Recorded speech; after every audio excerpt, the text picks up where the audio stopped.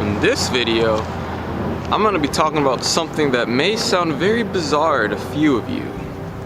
And it is why I think junk food is actually necessary to get lean and be healthy up here and here. And I'm going to back it up with some self-knowledge coming up.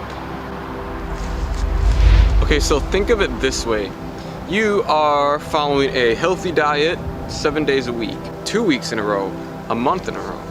Okay, you're following everything perfect, you know, dialed in your nutrition, vegetables every day, hitting your macros, hitting your protein, whatever, right? Hitting keto, hitting plant-based, the diet, you know, yeah. What the heck was that? Okay, say you get your diet straight and you're perfectly strict for a certain amount of time. Okay, but you know, we're human, right? We're not perfect. We mess up and it's bound to happen.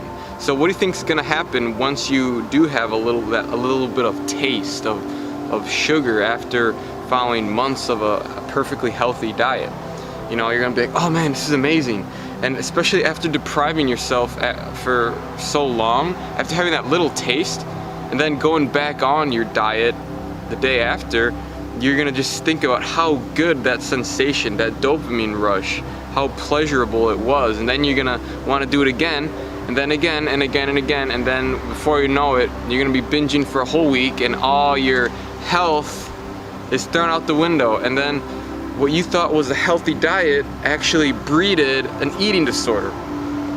So this is why I think eating junk food, a little bit of junk food every day, is actually healthy for you, because it gets rid of that self-deprivation of sugar and that craving that you have long-term when you're following a diet for weeks at a time, and you're looking forward to eating that junk food when you're done with the diet.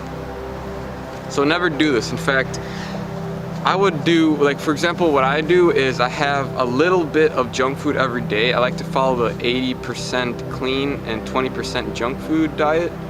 You know, it's like a general rule of thumb, 80-20 rule, whatever, but you can do it with dieting as well. So I fill up on my regular calories, 80% of my day eating healthy, then 20% is eating junk food. So this not only helps satisfy that craving, you could actually use the extra calories. Say, you know, you're trying to build some muscle, the extra calories would do you well. Not saying that bulking is the way to gain muscle or whatever. No, it's not true.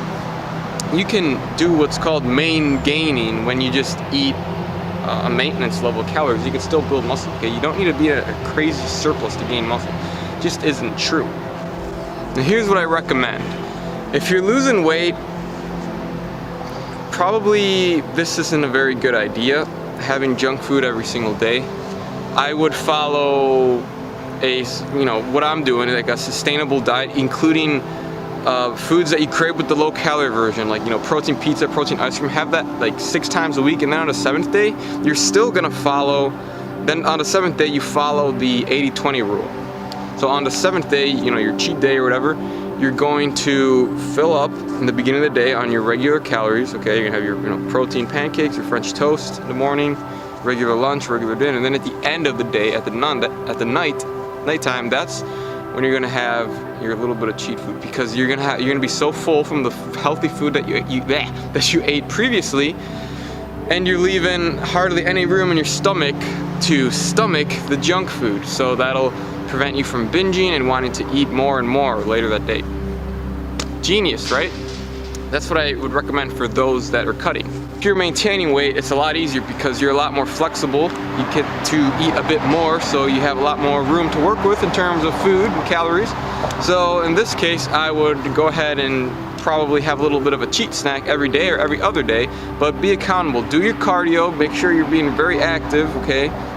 Go to the gym, try to build some muscle to raise your metabolism long term, because your muscles need to rely on calories to build themselves, and vice versa. To sustain the high amount of calories that you're eating, you need to do a lot of training to burn it off so it doesn't store as fat. So that is my advice for the cutting and maintaining. Now, if you guys got some value, I would appreciate a like. Hit the subscribe button if you are new, and I will see you in the next video.